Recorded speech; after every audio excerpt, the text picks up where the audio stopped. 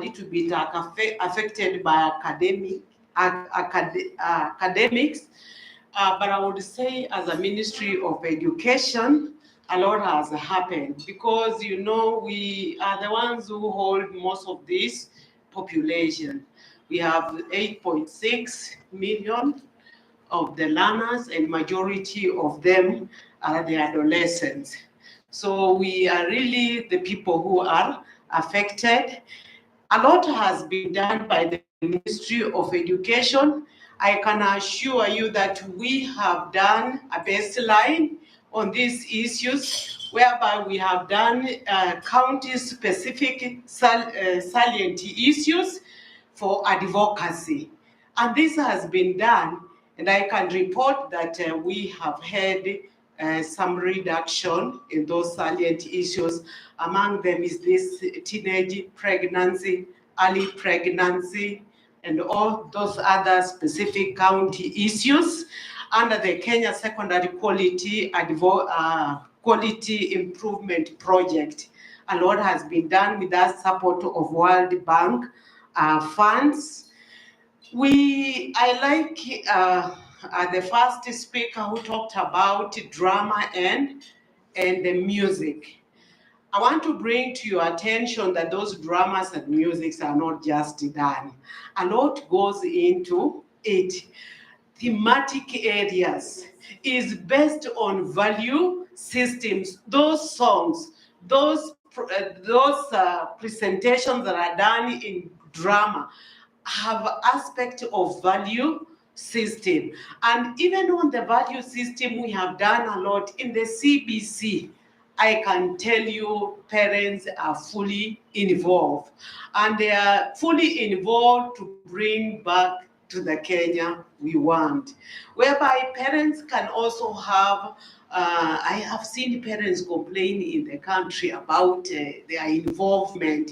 It is strategic, so that they can also address their children on their value system, because that's where we have lost on it.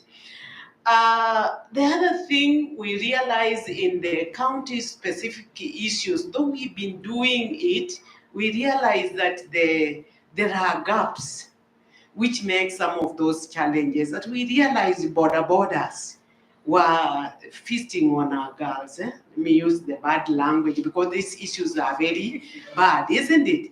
And the gap is that they don't have pads. And the borders will tell the girls that we will stop this thing that is disturbing. You know, menstrual hygiene is something so beautiful for women. And when somebody says we'll stop it, it means there will be pregnancy, isn't it? And for sure it will stop at that tender age. You know, they may think it's a solution to it, isn't it? So when those salient issues were being sourced out for specific whatever, it is important to provide our girls with the pad. So in this movement, we calling for more donors, development partners. Let us all join together to see that we are able to help in menstrual hygiene management for our girls. The ministry may not give enough, but even you and I can contribute towards the whole, so that we can be able to support the girls. And meanwhile, the ministry is giving the girls the pads towards that. Although this was moved to I was happy to look at the invitation. It was moved to the Ministry of Gender, isn't it?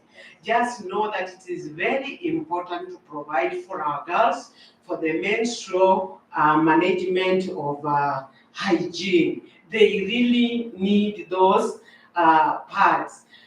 We also looked at in those salient issues that who are the culprits? Who are the culprits in the whole scene of all this? They are borders.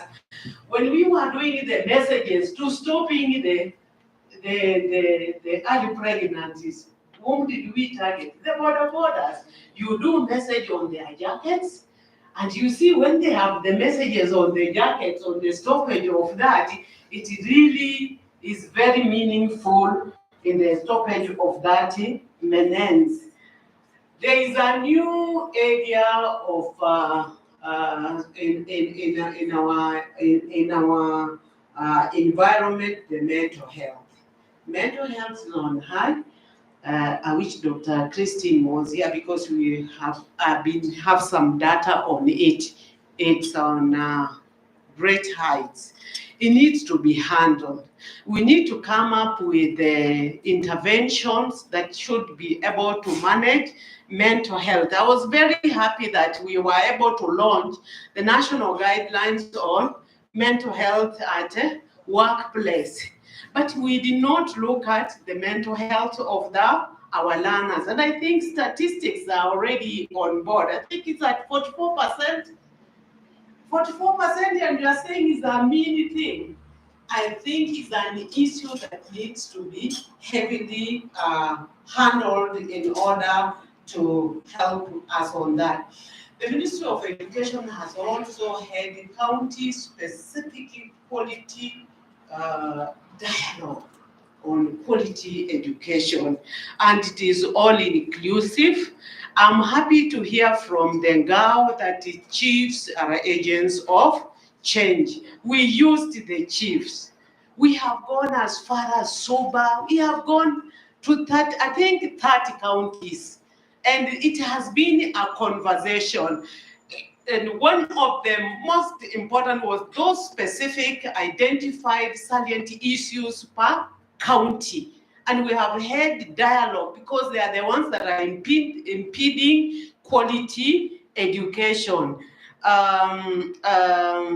So I think provisions of bad advocacy, addressing issue of mental health, parental involvement in matters of values is very, very key, if I have to summarize. Thank you. Thank you, madam. Thank you very much. Thank you for that, for sharing with us what's happening in the Ministry of Education and key areas of intervention. Specifically, I think these issues of the thematic areas, especially for the drama and the music festival, I think this team can look at it and see how we can support those areas. So, because that is, as Joy say, 6 million people at just one, meeting, you have addressed that number. So I think it's an area we can look at. But beyond that, the issue of mental health. But I think as a country, we need to look at issues of counseling. That's an area I think also we have weakness. That sometimes we have all these issues, but we don't have enough therapists to deal with these issues. And also look at the drivers of mental health. Mental health can be because of a problem. Yeah. So let's also look at the issues of the causes of the drivers of mental health. I think we have not yet, please. I forgot two important meetings in the Ministry of Education. We have Kesha. Kesha is a meeting for all secondary school head principals in the country. They all congregate at Mombasa, like they were there in May. And we have the KEPSHA. KEPSHA is ahead of us. It's in December from 7th to 10th of November. It's already been scheduled. All primary head teachers will be in Mombasa between 7th and 8th. They are the ones who are holding these populations. Have you considered addressing that meeting on these matters? It will be very, very important. And then the last one, because Dr. Christine has left, I had the school health, nutrition, and WASH. They are very critical to these people. We've done a lot with Dr. Christine under that program. All these issues we're talking about, adolescents, teenage, even the data is there. So I don't know where. So she's here, so she can also be able to contribute on the school health, nutrition, and WASH. We've done a few things. One of the latest programs we have had is health promoting schools. We can use that platform because we've already we have already done this in 3 counties, Murang'a, Nairobi, and Kajiado. And we've seen success into the 3 schools we've done for those 3, we can be able to scale up on that, making health promoting schools. We've been supported by UNESCO. We are supported by UNESCO. And we can pick up that thematic area to see that how we can be able to contribute. And they are most of these programs, we are running them under school health, nutrition. I think she can be able to contribute to that. Thank you very much. Because of time, we agreed we should finish by, it's already 20 minutes to 1. I will already pass the time. I just want to take very quick, if there are any, madam there, behind, I think you're the first person to raise your hand in the morning. With the red there. The mic please. So that this we let's be efficient in time management. So I think just quick points. Thank you. My name is Joyce from State Department for Tibet. I want to appreciate the speakers for their presentations.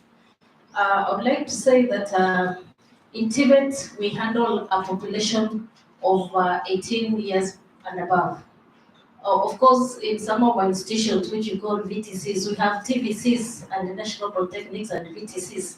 We have those below 18, mostly handled by the basic education. And actually, the girl child is very disadvantaged. We have serious cases of girls coming for training. Of course, Tibet, we deals with training, provision of skills to the youth so that they're empowered. So we have many girls coming to classes in most of our institutions with babies. Some get pregnant while there. So it becomes very difficult sometimes for them to concentrate on the training programs. So then what have we done? In fact, last time I visited one of our national polytechnics, and I was so shocked that a girl just came with a baby and threw her under a tree and disappeared and gone for a council meeting. So she came after about 4 hours. Then I was wondering what is all this. So what are we doing in Tibet?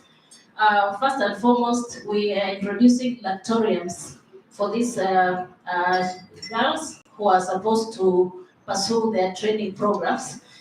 For example, in Sigalagala National Polytechnic, the lactorium is already operational, and we're encouraging other institutions, both at a national and the TTI levels, to follow suit. And then we are also working on infrastructure development facilities. Some of the institutions have not been having hostels for girls. So when they go for training, you find most of the time they are accommodated outside the training institutions, and this becomes very sensitive in that they can easily be lured into temptation. So we are also ensuring that infrastructure development to accommodate these girls within the institutions is being undertaken. And of course, we are being assisted a lot of resource mobilization through development partners, and I think this should be the way to go, because the government funds alone is not able to ensure that this process we are talking about is undertaken. For instance, as through GIZ is actually assisting us in advocating for development of lactoriums in most of the Tibet institutions. And then we are also encouraging, through curriculum review of late, Tibets are now undertaking a review of curriculum such that we are undertaking what we call CBET, competent-based education and training, where we are encouraging skills, so that most of these girls are kept very busy through training on skills, hands-on skills, which can help them or empower them at least be busy, so that they don't find themselves idle, and such being the case, then they fall prey of they fall prey of early pregnancies and other things. Of course, Madam Musane talked about mental health. Yes, we are doing it, and a lot of mentorship programs are in place. A lot of enhancement of counseling and guiding and counseling programs. And we are also enhancing the institutions of deans of students, because it's from these offices of deans of students that most of these girls are given day-to-day education on how they're going to survive through, for instance, through peer-to-peer counseling, how they can take care of themselves, how they can become important personalities within this country.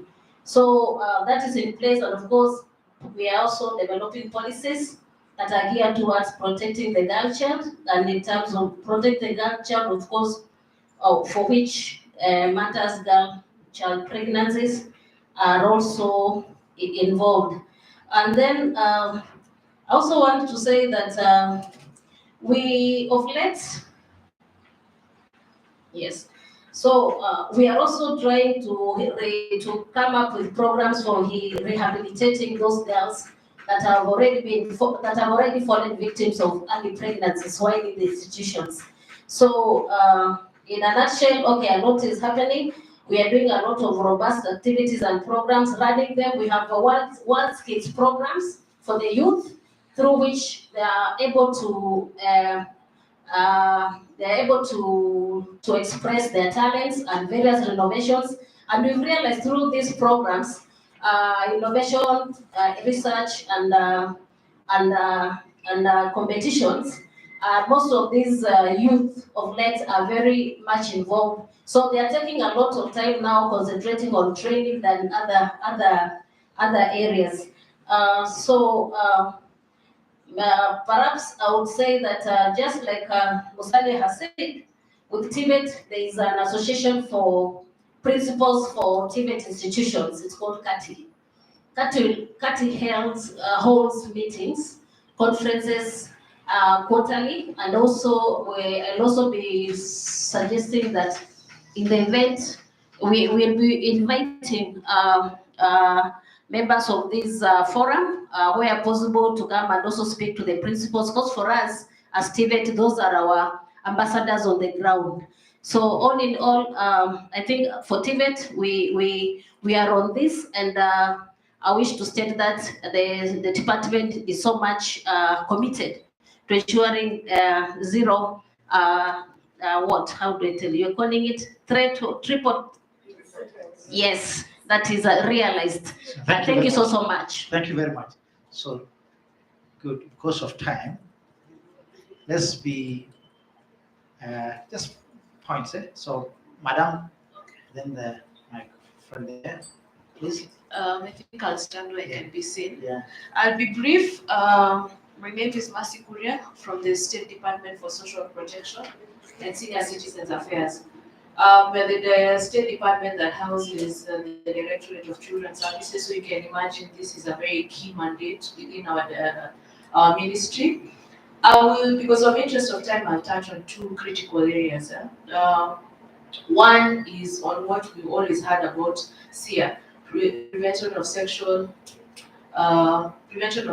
exploitation and abuse. In matters relating to children, when we say the law, ignorance to the law is no defense. That's a legal term. Now, I think from the presentations we had, and I commend the team that really presented Dr. Masha, one of the key areas that was quite alarming is your statistics in terms of the number of HIV children affected by HIV/AIDS vis-a-vis the cases that are reported in the courts. And because, I think members, you're aware we have a law on the sexual, it's called the Sexual Offences Act, which is very clear. And I think one area maybe we need to look as a team is on the area on building advocacy on people understanding rights. Because when you go down to the grassroots, I've had an opportunity of working before I came to Nairobi in Makueni County, two sub-counties. And I think in 2017, the then Chief Justice had come to open the court. And one of the counties that was, and I think you can attest to, Makimu, because of the truck, the trucking and the drivers, was one of the highest cases, highest counties of reported cases of defilement. But when you looked at the cases vis-a-vis what was reported, was the issue of kangaroo courts. So I think on that area, there needs to be a lot of advocacy from the chiefs, to the community members, because the Sexual Offences Act is very clear. Such cases need to be reported, and it's only a judicial officer that can. Once it's reported, that it has to follow due process. And accomplices to that, there are also penalties to that. So I think that can go a long way. Besides explaining to, as where I sit as a child protection and a social development specialist, where I sit, the fact that we are hearing cases of borders are defiling children and we are not taking action, it can be a way of a deterrent. You need to just prosecute 10 of them and you'll find by virtue of them, because a child, I think below the age of 12, it's 14 to life. And it's under the discretion of the judiciary. So we see those are cases, once you have these statistics and they're reported, I think it can go a long way in doing that. Secondly, besides advocates of the High Court, children officers we have children officers in all our sub-counties, and these are gazetted officers of the court. So once these cases in terms of abuse, GBV cases against children are reported, they are able to represent those specific children in courts. So it's important that we do that sensitization. And lastly, I would want to inform the members, I think we started off this process from the onset, and as a Directorate of Social Development under the State Department, we developed a national parenting program. This was a program that was developed from 2019. We launched the program during the International Day of Families. It was launched by the CS. So currently we are in the process of coming up with a 5-year roadmap for implementation, and I'm glad to inform that we're really committed in this process, and we'll also be welcoming a number of stakeholders to join us to be able to come up with a conclusive roadmap to implement this, because one of the main objectives of the National Parenting Program is to empower parents and caregivers with the necessary skills to be able to positively parent their children based on evidence. The program was developed based on evidence on what has worked well in other countries. I think that is what I'd be able to inform, besides the cash transfers again, which you've seen in the media. We have been enlisting, for us, we have the 3 cash transfers, and I think I know they go a long way to also assist in this, because the cash transfers, the main aim of the government and the State Department is to cushion vulnerable families from the negative ills of poverty. So we have the OPCG, the OVC, which is currently going on. I think the 30th is the end, and we'll be working hand in hand to ensure that our families are protected. Thank you. Good, thank you. Thank you. Give a call. Good, thank you for that information. The good work you're doing. I think I participated in the National Parenting Program, the launch. Okay. Yeah, go ahead, please. Can I go ahead? I'm from the State Department for Gender and Affirmative Action. I think, as you mentioned earlier, we have again been given a mandate of distributing the dignity kits.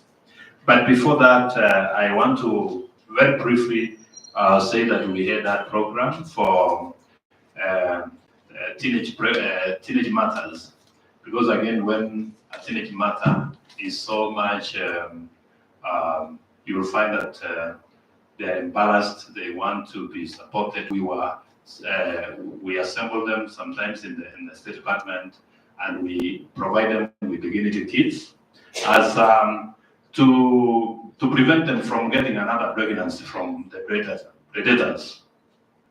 In the State Department, it was mentioned here about involving the Molans, having dialogue with Molans and the boys, because we must engage men, and we saw them the need. There is a time I've gone to the Molans, engage them, and I noted that in Kenya, and I noted to them, I said, you are the only group in Kenya that marry at very advanced age.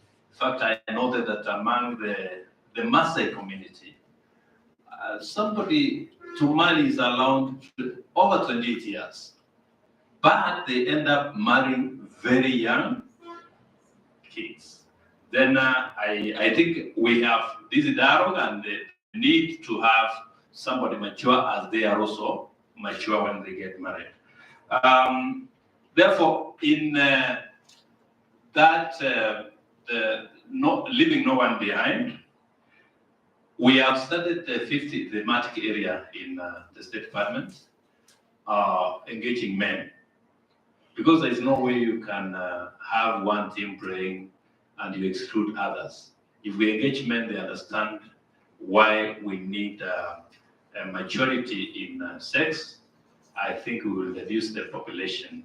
That's what I wanted to mention among, but there is a gap. There is a gap we have noted about the gazettement of, like the probation officers, they can give, they are gazetted officers of the court who can give evidence before the court. Why can't, as a way forward, all the relevant State departments, officers be identified who will be giving evidence in court, and they're gazetted, like in the State Department for gender, we don't have that. And I hope there are others. I don't know what about children.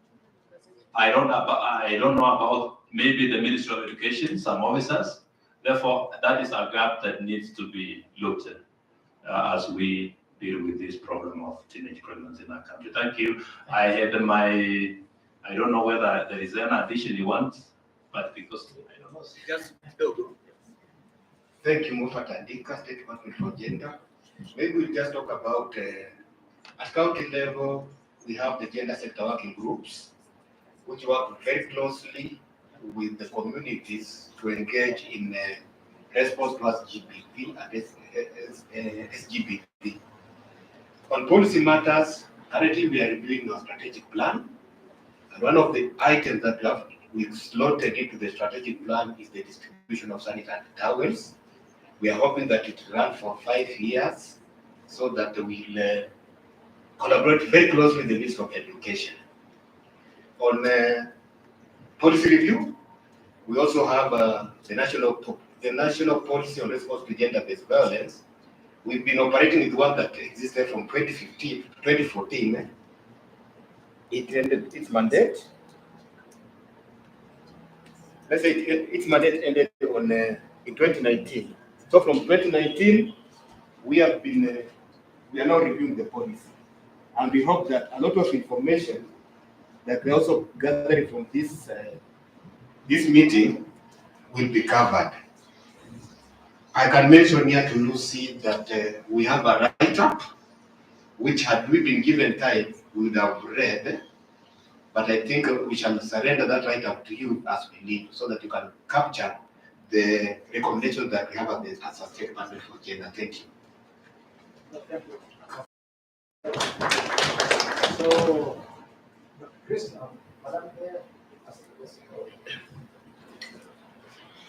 Yes, I'm from the Teacher Service Commission. You know us for what you know us for, but at least we are trying the best we can. The Teacher Service Commission, we have the Department for Gender and Disability, whereby we have the beacon teachers. We train the beacon teachers to take care of the children. And we appreciate the NSDCC because they have really supported in training our teachers and empowering the teachers on the triple threat. So at least in that, and even we trained the teachers during the last holiday, and we'll be coming and we are requesting for more training so that we empower these teachers, because these children are the first people maybe they open to are the teachers. We also have the Kenya Pote teachers. These are Kenya Network of Positive Teachers, the teachers who are positive, living positively. So when these children or these students are in school, these teachers are able to support the students. But we can't say that we are having these teachers in all the counties. So one, we would request that maybe For us to be able to really fight the triple threat, we empower advocacy, we empower our teachers. So when they are meeting these children, they'll be able actually to help. Also about, she has said from the Ministry of Education, the caption, the CASHA, those are there because these are secondary school principals and also the primary school head teachers. We are able to empower them. They'll be able to cascade this information even to the community, even to the chiefs and to each and every person, and we will be able actually to see what we can do in this fight of triple threat. Thank you so much.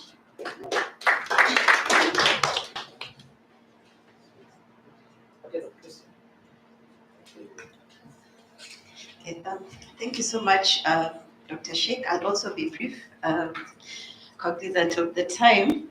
So, at the Ministry of Health, we have a division of adolescent and school health, of which I'm currently the acting head.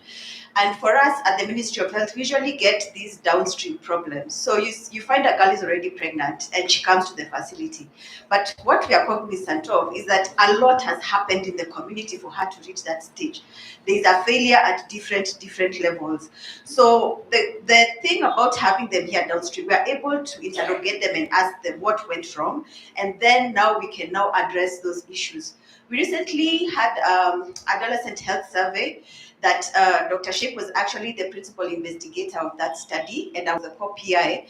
And one of the things that came out was that we asked the adolescents about their sexual debut and who they debuted with.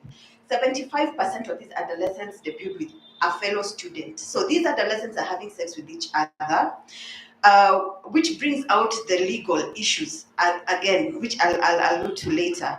The other thing that we found out, there were the borders, teachers, and casual laborers who work around where the adolescents are. Now we ask ourselves, when this casual laborer is there with your child, where is this parent? I'm so happy with the Ministry of Gender. I think we've had some sessions with you about the parenting, and that is a very strong thing that will come out to end this triple threat. The other thing about border operators, you find that they regulate themselves. There's that one who was caught with a girl, and they marched him to the police station. So we want to empower now like those border organizations so that they can self-regulate, and wakipatwa na msichana, that is a thing. For the Teacher Service Commission, the teachers are perpetrators of this.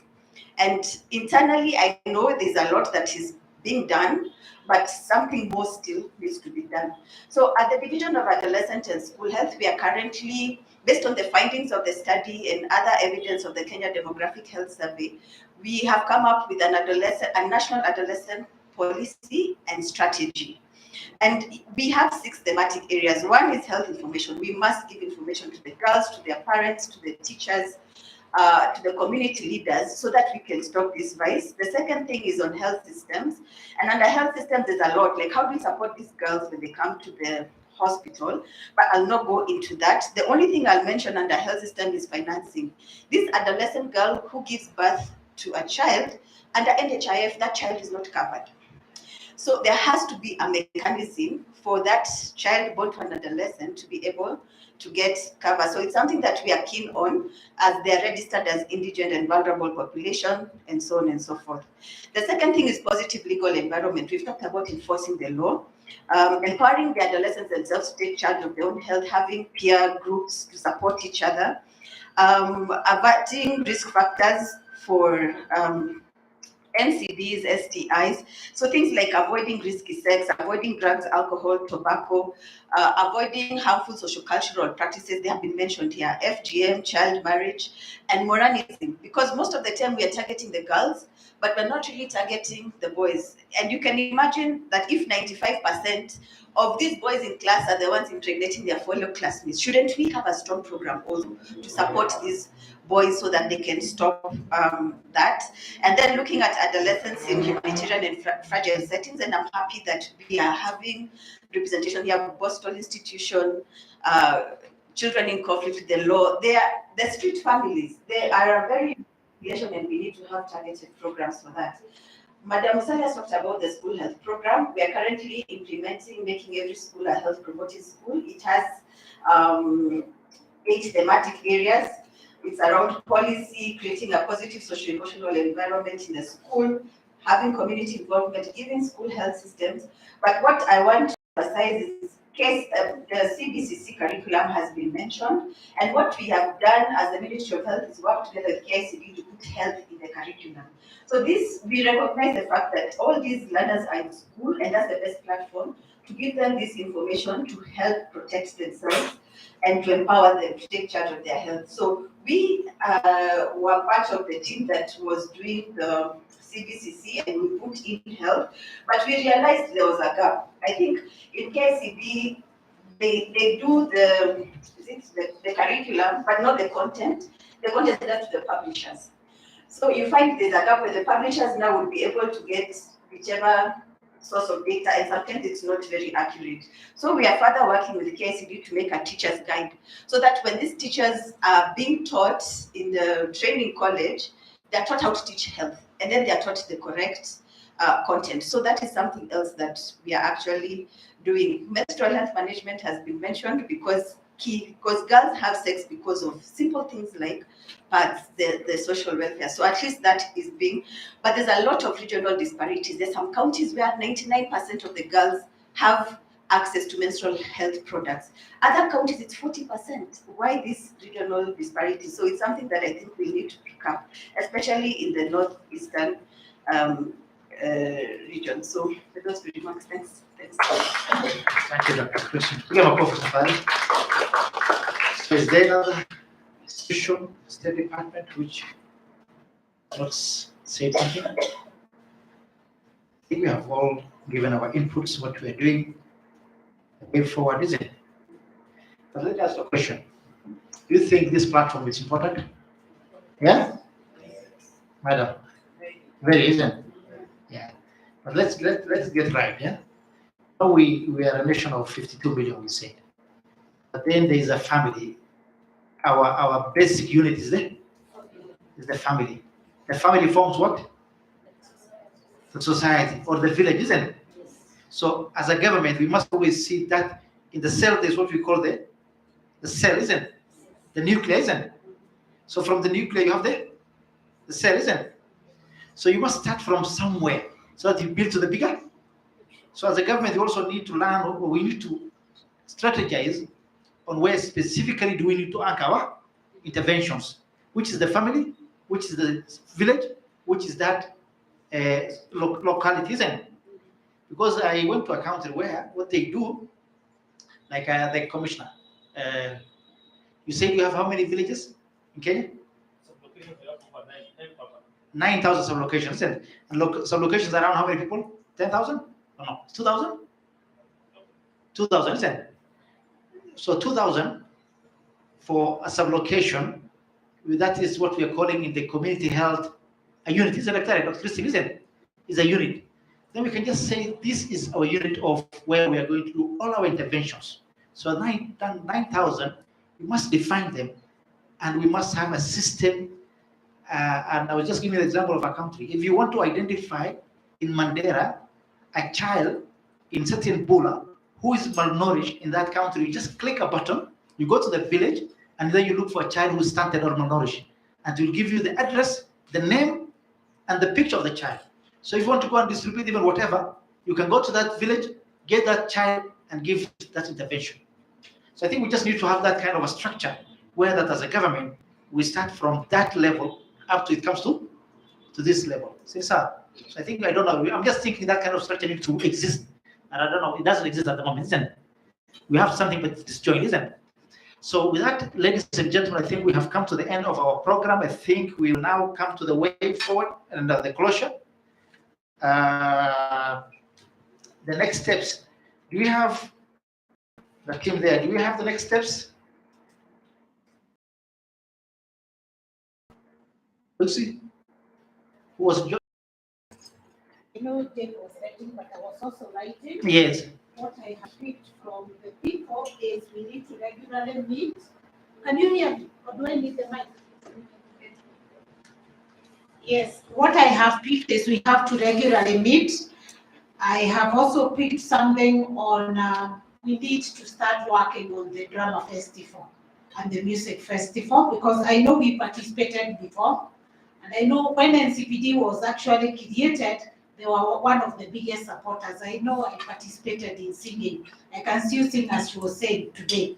So I have picked that. We need to work, how do we incorporate. Then the training of the beacon teachers, we need also to think how are they going to be incorporated. The parenting guidelines, how are we going to make sure they're implemented, so that they are not told we are good in developing policies which we never implement. I've picked that also, and the issue of how do we include issues of health in the curriculum. So I think, Madam Mosalia, you can hear something that we need to train the teachers on, because actually most of them say, how do we pass the messages? So those are the critical things I've picked, and the need to meet regularly so that we update each other.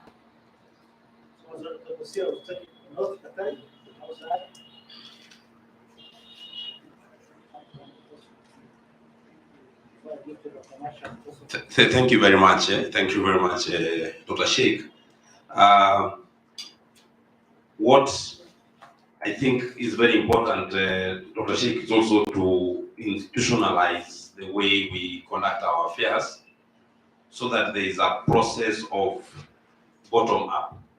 There's a process of the way we engage at the county level. When I was listening, there are a lot of siloed approaches at the county level talking about the same thing, or that can make us leverage each other better than to work individually. So it is paramount to look at this in a multi-sectoral manner, such that that county commissioner who chairs a meeting on issues of gender is also the same county commissioner who is chairing a meeting on issues of ending adolescent pregnancies and also coordination of the HIV response in the county. So how can we, as state departments, ministries, and agencies, then coalesce and strengthen that county level coordination structure so that it's more effective? It feeds upwards to this steering committee, and the steering committee then informs policy in a progressive manner, going one upwards. So I think there is work for us to do around that area, around drawing that structure and benefiting from the richness of the gathering and the representation that is here. So there's a lot of work to be done behind the curtains, even after we live here. The issue of the Talanta era, the other innovative approaches of the Kenya Kwanza government, because every government comes up with its priorities.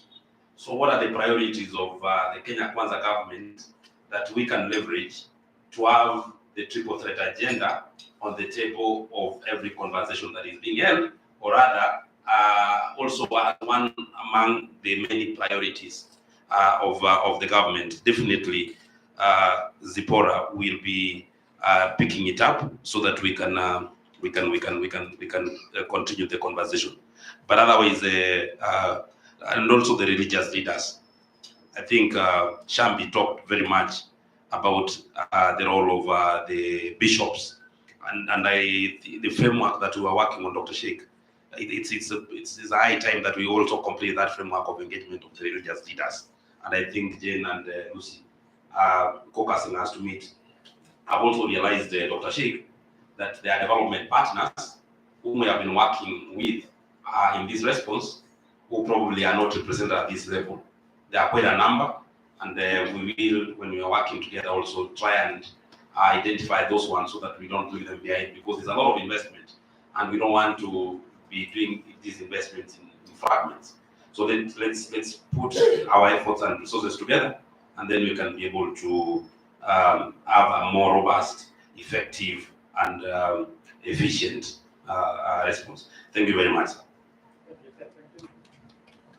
Thank you, Dr. So this, before I give the mic to Dr. Marsh, I don't want to leave anyone out. So if there's any person or any institution that want to say something, share with us, please raise your hand. Any institution that we have left out? Good. Dr. I think as the way forward, I think I want to also give you this opportunity to say the way forward, and I agree. I know your institution that has a, they say the brother who has more money is bigger than is there. It's considered always as the same. So NCPD hatuna pesa, lakini daktari wako na pesa mingi. Yeah, so yeye anaweza kutuambia tunaweza kufanya training gani nini. So daktari, karibu. Sheikh had money. He used to say I had money, and it was in Nigeria when you work for the UN. Actually, there is no money. Yeah? That time you had more money, but you said I had more. So, and I think for me, I've picked a couple of issues, and I'm challenging my team. As I was sitting there, I kept looking at Tabitha. Lakini ile kiti kwa record. Lazima kidogo. Unazima? Abado? Amazima. Yeah, you have to confirm amazima. I was looking at Tabitha and Bosire. One of the challenges of working in a fragmented manner is that sometimes you listen to yourself. You know, when you were talking about bacon teachers, as your wife, we were not even able to spend the money from Global Fund.